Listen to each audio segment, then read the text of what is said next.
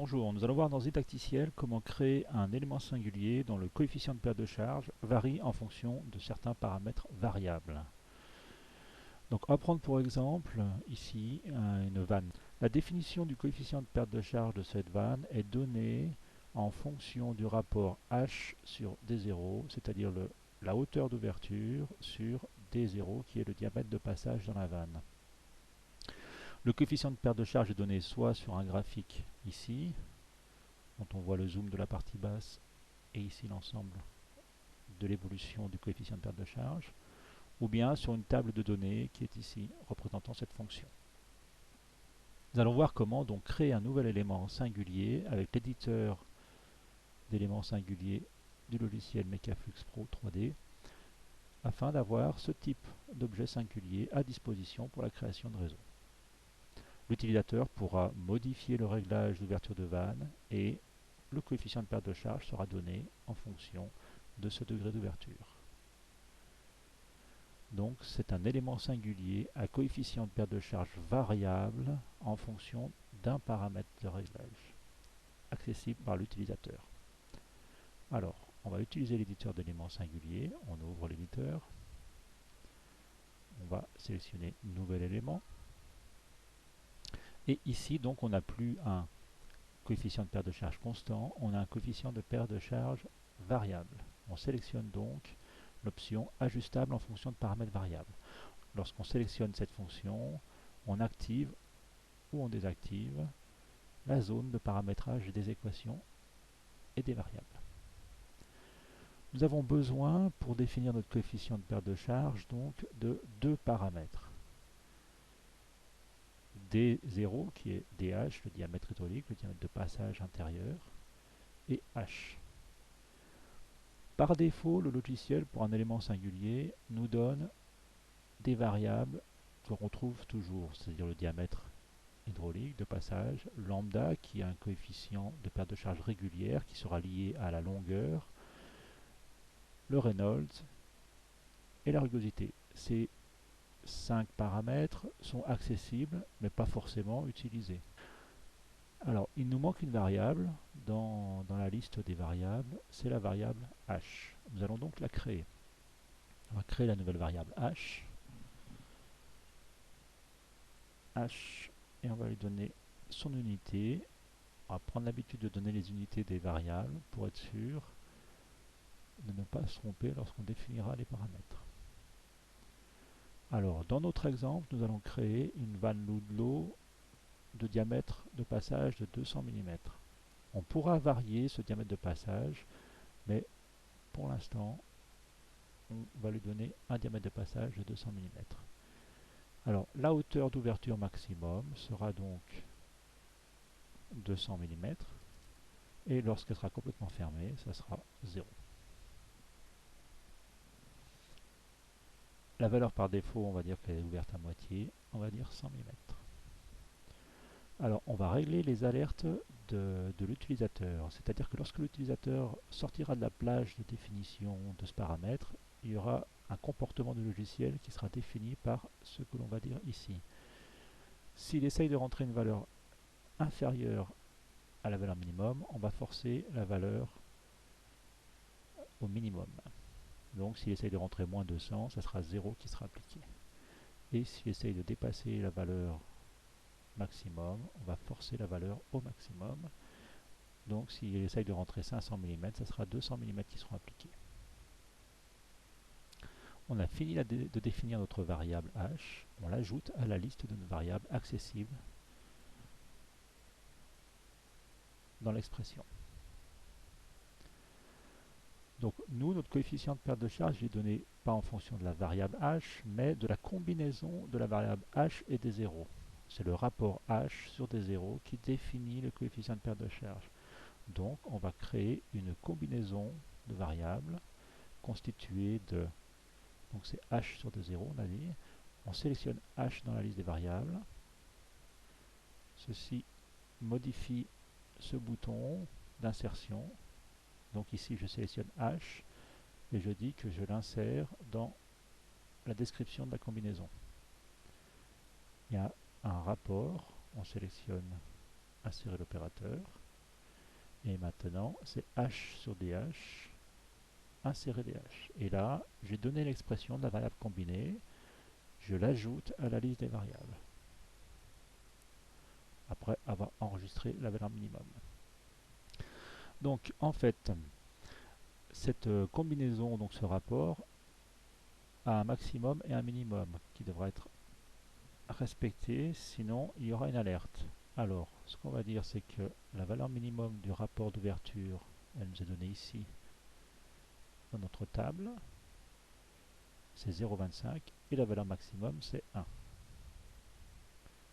Minimum 0,25, maximum 1. Qu'est-ce qui se passera? On va forcer les valeurs. Lorsqu'on va être inférieur à 0,25, on forcera la valeur à minimum. Lorsqu'on sera supérieur à 1, on forcera la valeur à maximum. Et donc on ajoute la variable à la liste des variables. Et on a créé donc notre variable combinée qui va déterminer le coefficient de perte de charge.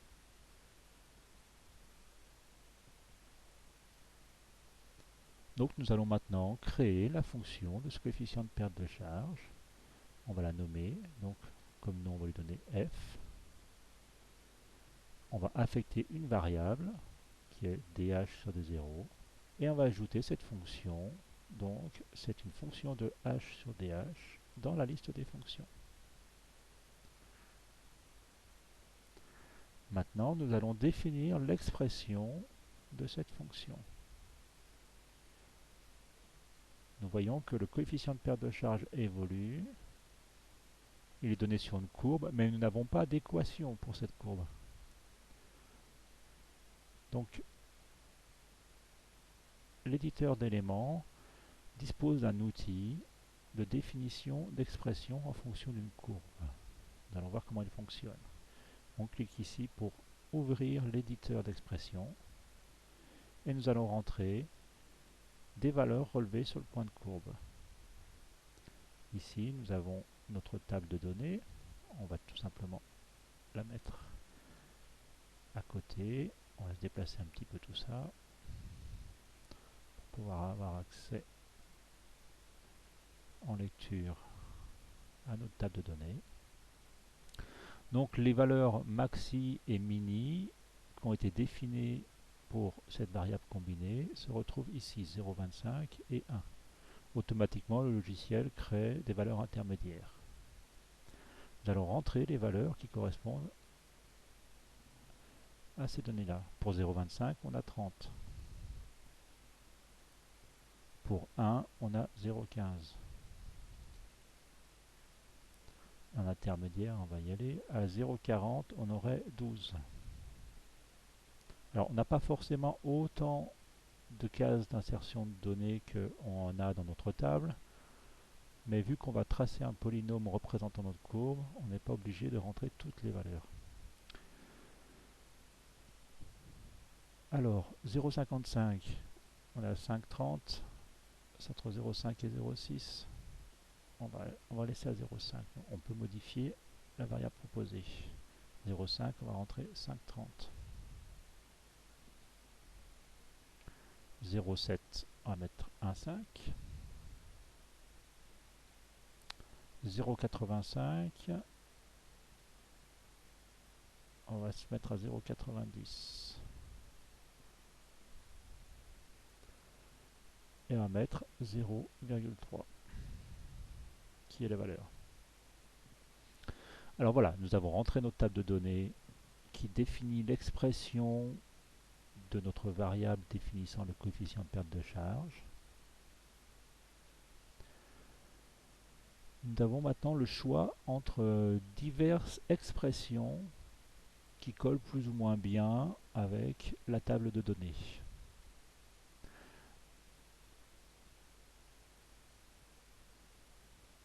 Nous pouvons sélectionner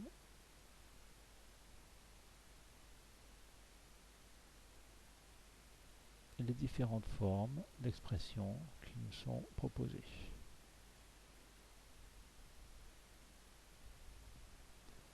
Alors, pour sélectionner la bonne expression, on va regarder ce petit paramètre qui est l'erreur max constatée par rapport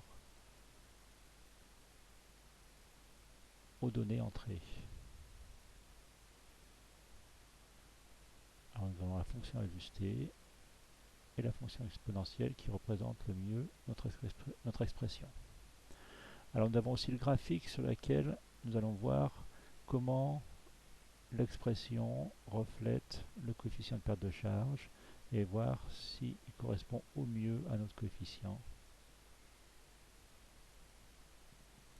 Alors, on a la fonction ajustée qui est ici en violet, qui passe de 30 à 0 avec des valeurs inférieures à 0 ici. C'est pas super ça. On ne peut pas descendre au-dessous de 0. Qu'est-ce qu'elle nous dit la fonction exponentielle? Donc la fonction exponentielle qui est en petit carré là, elle est ici. Elle descend jamais au-dessous de 0. Elle est préférable. Nous allons donc sélectionner la fonction exponentielle. Et donc, lorsqu'on sélectionne, on a l'expression qui varie et on va donner donc une fonction exponentielle. On valide et on applique l'expression exponentielle comme définition. Voilà, on a construit l'équation représentative du coefficient de perte de charge de notre élément.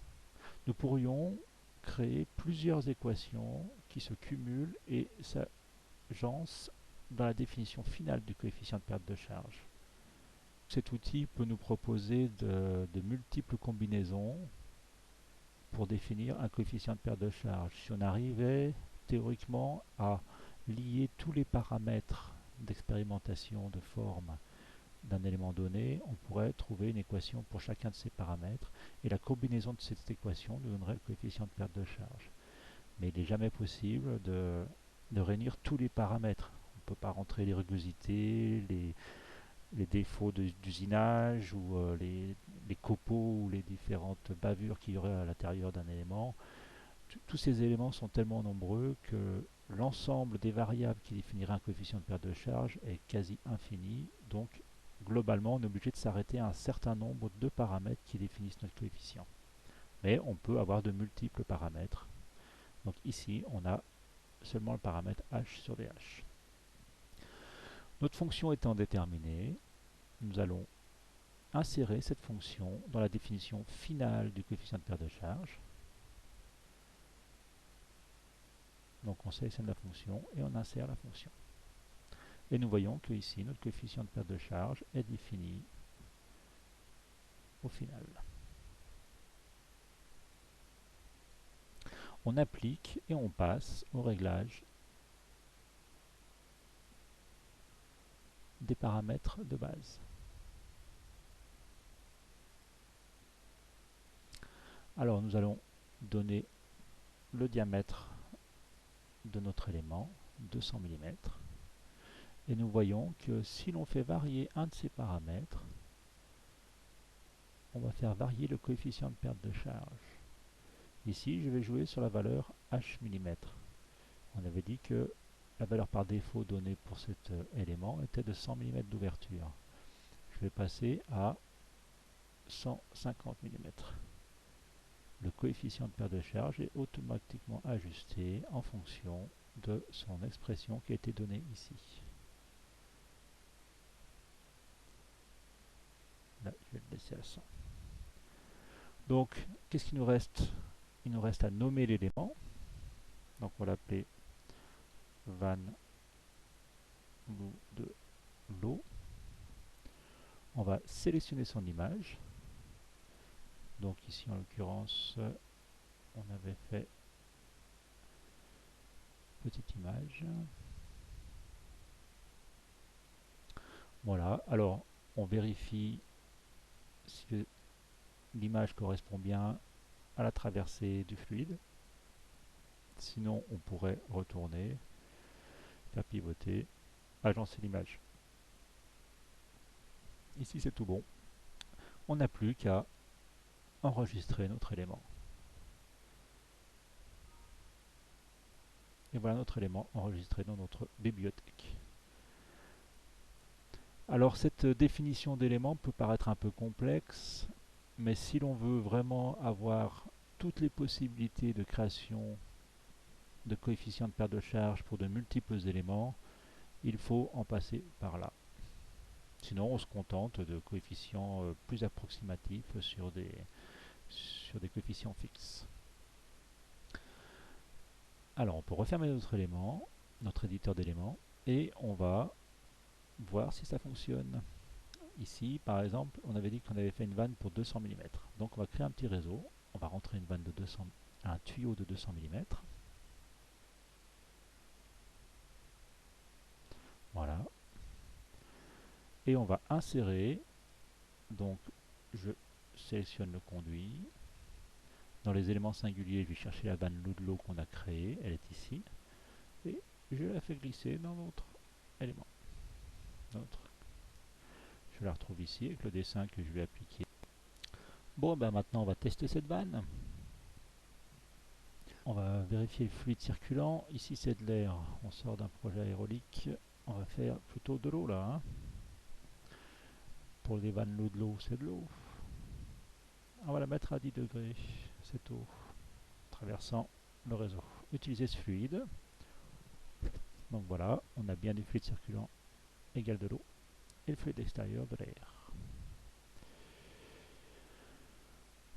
Et ben on va lancer un calcul de débit à 200 m3 pour voir la perte de charge générée dans ce système.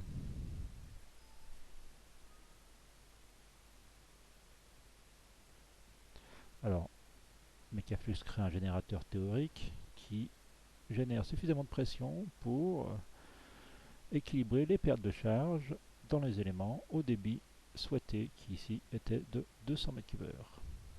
Alors, on voit l'échelle d'évolution de pression.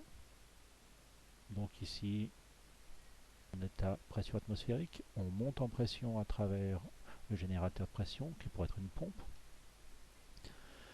ou une colonne d'eau ou ce que l'on voudrait. Hein. On traverse l'élément là, donc à cette pression ici, 80 millibars, et on voit que notre élément Van Ludlow consomme et fait descendre la pression jusqu'à la pression atmosphérique en sortie. Alors on pourrait représenter ça bien sûr à travers un graphe piézométrique qui nous donnerait des informations plus détaillées que cette version schématique de l'évolution des pressions. Donc allez, on édite le graphe piézométrique. On va juste montrer les gains et pertes de charge.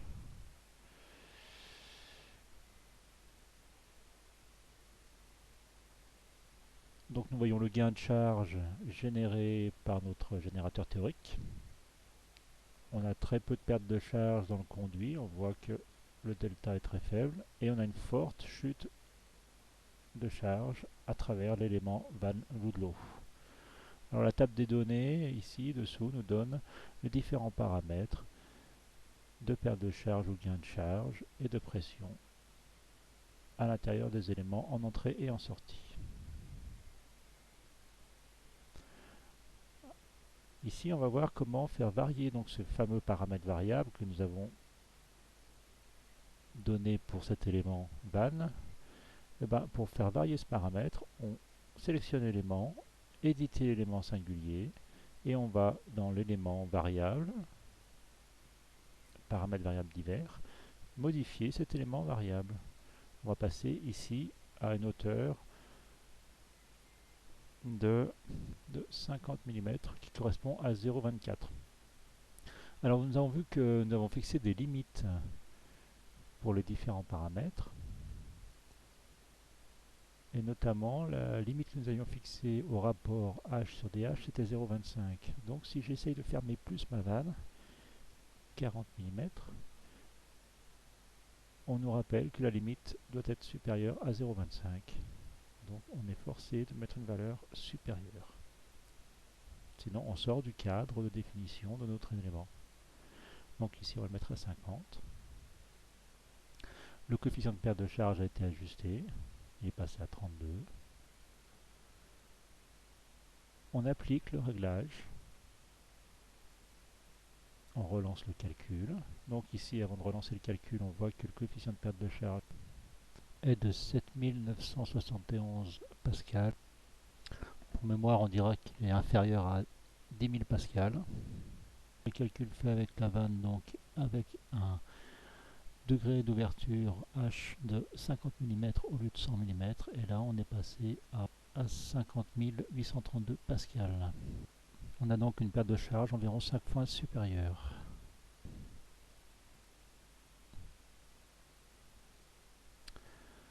Voilà donc pour ce petit didacticiel sur la création d'éléments singuliers dont le coefficient de perte de charge singulière évolue en fonction d'un paramètre variable.